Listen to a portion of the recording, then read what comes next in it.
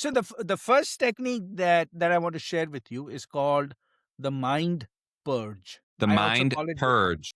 the Mind Purge. Okay. And I also call it the recliner exercise because when I do it, I sit on my favorite comfortable recliner.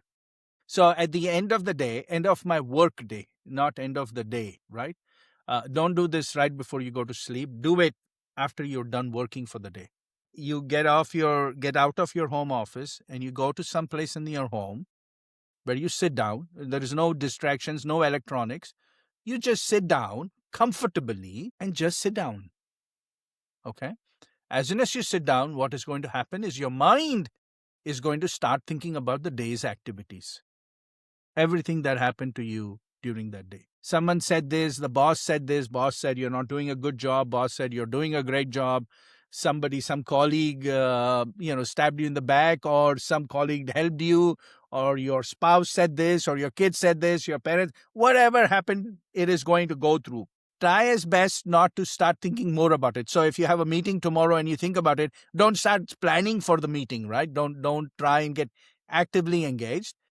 Let the mind process everything that went through that day. It's just like when we eat food every day, what does the body need to do? It needs to digest and process it and throw out the waste the following day. We never give our minds the chance to do that. Okay. I love that. Bec- I kind of thought that's what sleep was for. I thought sleep processed our thoughts.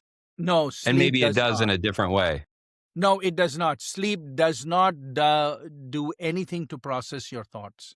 In fact, if you will notice, if you fall asleep thinking about something that is active, when you wake up in the morning, it will come right back up because sleep doesn't process thoughts. Interesting. It must organize memories or do something a little deeper in the It doesn't brain. because it's still that you have not processed. And what happens is so the point that you're talking about sleep, what it will take it will not process it, but it will keep burying it down in your subconscious layers. So it just keeps getting buried and buried and buried, right? Yeah. Calcified. So how long for the mind purge? 5 minutes? Yes. 10 minutes? So when I sit for Mind Purge, one of the things that, and this, you will see this, you'll hear me say this often, is try not to put time limits on yourself for anything that you do when it comes to these practices, right? Just sit. Now, if you say, well, in 10 minutes, I have to go out for a dinner date, then you got 10 minutes. I understand that. But if you get a chance, let it, because what happens is the mind naturally will process whatever has happened, and then it will come a point where it will tell you, okay, I'm done, and you will immediately stand up.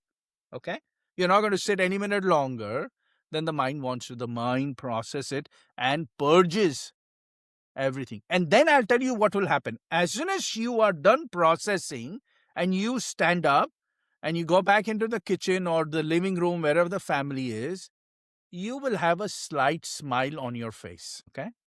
Because before, if you had just gone like that, all the tensions, the pressures are on your face.